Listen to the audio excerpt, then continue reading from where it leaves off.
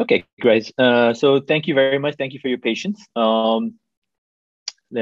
me start the start this presentation here. It's a 45 slide presentation. I'm definitely not going to go through 45 slides, but it's a unique proposition, very different to what you have heard. Wonderful, wonderful presentations that have just gone on now before Library21. I'm the founder. I started this thing out of Dubai about 3.5, almost 4 years ago. But what's really crazy and why this is so unique is two different things.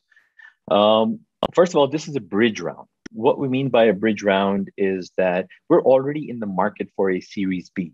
I actually did my Series A round in 2019, March 2019, where I actually raised about $2.8 million. And this is all in the media. You guys can Google. We used to be called Coded Minds. We rebranded to Library21. So if you Google Coded Minds, you will see all the media coverage on us, including local and international coverage. We've been in Wall Street. We've been featured everywhere. So why is this unique? Well, as I said, we are already in Series B, looking to raise about $10 million. Already in the market. We're institutionalized already from 2 years ago. So now we're actually going for a much bigger round. Why we are going for a bigger round? That's the key here. So when COVID started in February 2000, around March 2020, COVID hit. Everything went into lockdown. We were roughly about 10 to 15,000 students, right? We're obviously an education company. We were 10 to 15,000 students roughly. Across various markets, and I'll get into that, but I'm just kind of short circuiting to why we are where we are and why I'm here presenting. Now, fast tracking 18 months later, here we are in September 2021. We've gone from 10 to 15,000 students to 6 million students. So COVID has obviously had this crazy exponential impact on us. So we've gone up to 6 million students, and we continue to grow. What that has done is we've obviously need operational ramp up capital we need so that we can ramp up our operations in various parts of the world where we exist. And obviously things are going pretty crazy. So while that round of Series B is going on, I reached out into Eureeca and I asked for a bridge round, which is, I suppose, between an A and a B round, which is why we're here trying to raise. If you go to slide 8, it'll show you what I'm saying. Yeah, exactly. Thank you. So we're seeking for at least up to $750,000, but I'm giving a massively significant discount to Series B, which is obviously taking place in parallel or larger. What essentially that means is whoever invests in this round is essentially already made money. We are already in the money. Whoever comes into this round. So it makes this a fairly unique proposition. And of course, that capital will be spent on technology enhancement, human resources, legal costs that we have, and of course, product, which I'll go into now of why this is so unique. So if you go to slide 9, please. Next slide. Okay. So, in this slide, I'm highlighting what is our whole ethos. So we are an alternate or a brand new disruptive education model. Everything that we do, everything that we have developed is in-house. All the curriculum from grade 1 all the way to 10th grade, what we have developed is in-house, but it is aligned to every single country that we expand into. So in UAE, we have about 1,000 students. In Saudi, we are in Pakistan, we are in some of the other countries. We're in Malaysia, we're in Philippines, Canada. What we've done is we've uniquely positioned as a STEM, STEM for those who do not understand, science, technology, engineering, and math. What that is project-based 21st century learning, which still prepares you as parents, all the parents out there, you want your children to prepare for an exam in 10th grade, whether it's IB, whether it's GCSE, whether it's American system or GCS, Khaliji system, or you name it. The end goal is always to prepare for exams. But if you recall when you used to go to schools, how boring it used to be, because we would end up memorizing all the content, right? And then once you memorize it, you kind of forget it. So in order to eliminate that, the monotony and the stress that people get into, the children that get into, what we've done is created a content that is a project-based learning system, a project-based content that takes into account and gives autonomy to the child themselves to learn at their pace, but more importantly, makes it a lot of fun. It also gives them a lot of tools to develop from an emotional intelligence perspective. It gives them tools from a communicative perspective. More importantly, it future-proofs them. If you think about it, let's take an example. What I mean by future-proof, take an example of mathematics, right?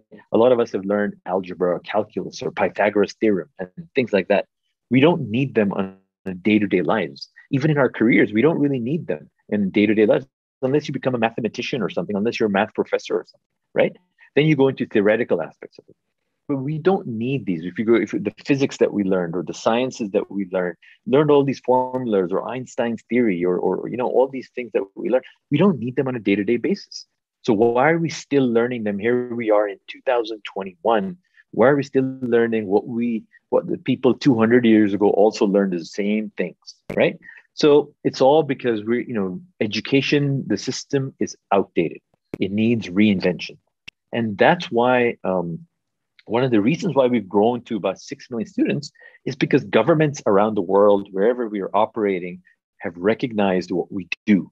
They've recognized our ways, our methodologies. It is obviously helping people. And of course, we have a lot of data that shows that children who've done we have about 2 years of data where children who have gone through our system, our methodology, our ways, have done remarkably better than the traditional ways and all. Second of all, why we've grown so bigger is because of price point. Our price point is ridiculously disruptive. Now, I don't know how many of our viewers today are living in the UAE or in Dubai, but whoever has children who've gone to Dubai schools, they cost an arm and a leg, right? The average cost of the school in Dubai is roughly about $10,000 to $15,000 per school year. Our cost is only $250 per year. I'll say that again, $250 per year. And that makes us extremely scalable. It makes us a volume-based system. It makes us a system that is so unique.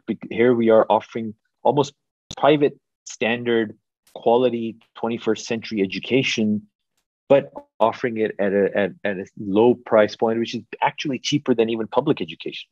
Because if you look at public education, people will say, yeah, it's free, right? But actually, the books, the bags, the kits, etc., that the parents have to end up buying their children end up costing them some amounts anyway, which is actually more than what our education is. This is an all-encompassing price point that I'm talking about. Now, in the same slide, it talks about institutional shareholding. We've obviously done something right, and we've become institutionalized. We've had some of the leading venture VC firms in Silicon Valley, Avalon Ventures, Fidelity, their investment VC firm called 8 Roads. Fidelity is one of the largest, if not the biggest, asset management company in the world. They're all backing us. They've backed us. They've looked at us. They see us that whatever we are doing is amazing. Now, something that I've recently added this year has been adult education as well. And what happened is that as a result, Saudi Aramco, HSBC, Barclays, all these large corporates in this part of the world and abroad we actually teach their executives digital education and leadership academy, leadership education as well. So someone christened us the Amazon of education. So we're basically a 24/7, 360 education from someone, from a child as young as 4 years old, all the way to a gray-haired adult. That's us in a nutshell. Library21. Our ask, as I said again, which I said in slide number 8, was always to raise up to a minimum of $750,000, but at a significant discount to the Series B, which is already taking place. So whoever invests in us is essentially already in the money. Now, just kind of touching last base, if you go to slide number 16, please, it kind of shows all our customers that we have around the world, from Dubai to Canada to UK. We've partnered up with a lot of people here. Now, everything that we've created is being offered at these places, whether it's a university, whether it's some of the elite schools in the world, ministries of education, etc. You name it. They are our customers or they are our partners as well. And just kind of a 2 minute on myself. I'm basically, if you go to slide 31, I'm an ex-investment banker, 19 years. All I've ever done in those 19 years was to raise large capital, build businesses from a private equity perspective. So I did know what I was doing. But what we have done, is to build a world-class team. If you go to slide 44, it kind of shows you the organization chart on slide 44 of Library21. And so we're building a world-class team. We already have a very world-class team, who are absolutely wonderful people. They all bring something unique to the table. When I say disruption only happens when an alien species or a foreign species enters an established ecosystem. That's the only way true disruption will happen. And we are that different entity with people who have different diverse backgrounds, have come together believing that education is outdated, believing that it needs to be reinvented. And so Library21 brings that to you, hopefully, to your doorstep, basically. And everything we have done since the beginning has been in-house, whether it's content, whether it's our learning management system, that is also our tech team developed in-house learning management system. So all the money that we are raising, I'm asking, is going towards human resources, hiring more quality staff, product digitization, and of course enhancing or launching version 2 of our learning management system. So thank you very much. I mean, I'll kind of stop there. If there are any questions, I'll take those. Thank you so much, Omar. I think there's no doubt of seeing the growing importance of coding and programming going forward. I guess it's not only for jobs, technology-related jobs, but it's also about the critical thinking and problem-solving skills that kids actually gain. So if you can elaborate on that. Yes, absolutely. So, coding, robotics are AI is taking, I think Mall 2071 talked about AI, right? Robots are going to replace a lot of the jobs that we have today. They are already replacing. And so we need to equip ourselves. The children need to equip themselves. At the moment, if you go to all the premium schools in most parts of the world, coding, robotics are still looked at as extracurricular activities. They're not as mainstream subjects. What we've done is infused technology into our sciences, maths, and English, etc., and all that, and made it a STEM-enabled system that we have created, a STEM-enabled curricula that we have created that kind of automatically teaches the children digitization or digital skills that they will need in the 21st century. They're already prepared for it. They're already born with your iPads and iPhones, etc. It's us as parents who've been kind of outdated, need to update ourselves. That's true. How easy is it to roll out, and your scalability and the ease of rollout in light of the rigid government systems that are sometimes found in the government public schooling, sometimes rigid, found in our the Middle East or third world countries. So are you looking to be a substitute or replace them, or you're looking to work with the system? Absolutely. We are collaborators. The reason why we've grown to 6 million and counting students is because governments have partnered with us. They've recognized what we have, what we bring, this unique proposition to the market, what we're bringing, and how we're enhancing what they already have, right? So it's like we don't want to, our goal is still for children to pass exams, to go to the next grade or go to college and universities, right? However, the journey of a child, of what they learn and how they learn it, needs to change. And that's where we have come in, and we've enhanced their journey, and children are loving it. And because of our low price point, governments are, they're not afraid to spend that. At $250 per child per year, governments are easily, whichever part of the world can afford that. Can you comment on why revenue dropped in 2020 despite education rapidly going online that year? Yep. So we were very busy acquiring students. That's the COVID year where I spoke about, when we went from 10, 15,000 students, concentrating kind of on a unique skill set, concentrating on a little bit more of a higher bracket margin, going to concentrating on the mass market of the world. And so we've gone on an acquisition drive of customers or government B2G contracts. And so we've won those contracts. And now basically between now and the next few years, all we're going to do is deliver on those contracts, and it's basically revenues all day. Thanks. And I guess a related question is how I saw that you were targeting 6 million students by second quarter 2021 and 10 million by 2022. So how far are you from these goals or targets? So I've actually gone on record recently on one of the media outlets and stated that by December, by November, we will have already reached about 10 million students. And I say that because we are currently in conversation with two government entities, one in Saudi and one in Pakistan, where we are basically targeting mass, basically their whole student body. And we're at almost the last stage of finalizing on contracts.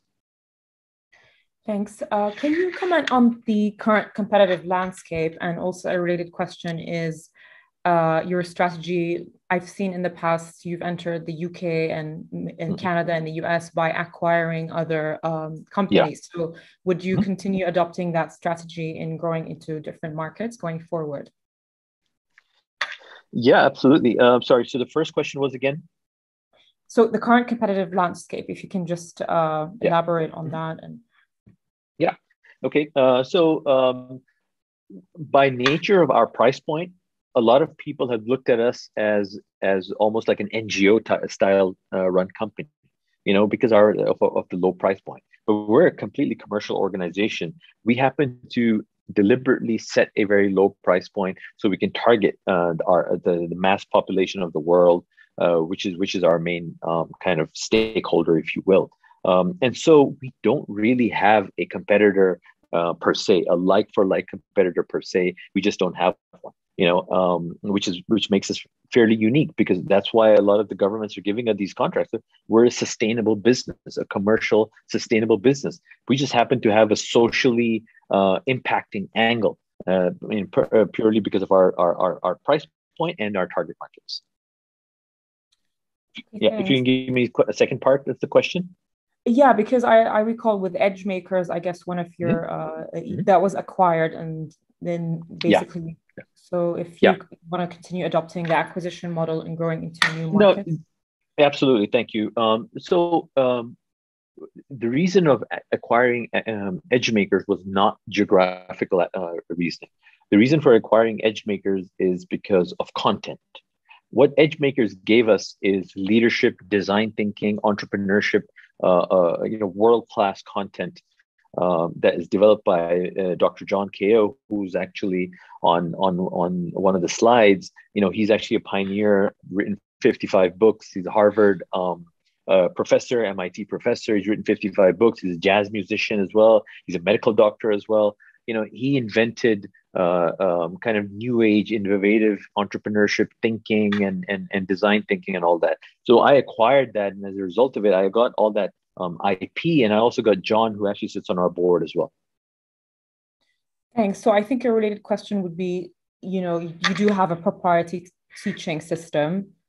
If you can elaborate on that, and how do you measure the employability of your the students and the credibility of your education in the current job Yeah. market? Yeah, I mean, so just around COVID time, we actually decided to, when COVID hit, we had to go 100% online, and which was always the plan, but it was a plan for 2022 to be 100% online. So we actually fast tracked. I mean, one of the questions earlier was why was there a drop in revenue? Is because we started putting all our resources, to not just student acquisition, but also to product. And so we basically fast tracked it, and we launched a beta version of the learning management system, which is a very cool system. It's kind of like a virtual campus, if you will. But the one for the dream that I have for it to kind of be a Netflix of learning, if you will, a Netflix style interface, that's going to actually be launched in January. And part of the reason for having this bridge round is to put towards that. Thank you. Are your courses recognized and certified by education authorities in all countries that you Every offer? country, yeah, absolutely. Every country we expand into, we are licensed according to the local ministries and local regulations. So yes, absolutely, they are 100% recognized. Okay. And are you Unacademy? Is it one of your direct competitors? No, not at all. Not at all. They're not one of our competitors at all. Our whole our Amazon of education, making a sort of kind of everything, if you will, on a one-stop shop for all education needs, whether you're an adult or a child, makes us uniquely very different. Okay, thank you. Thank you so much for joining us tonight.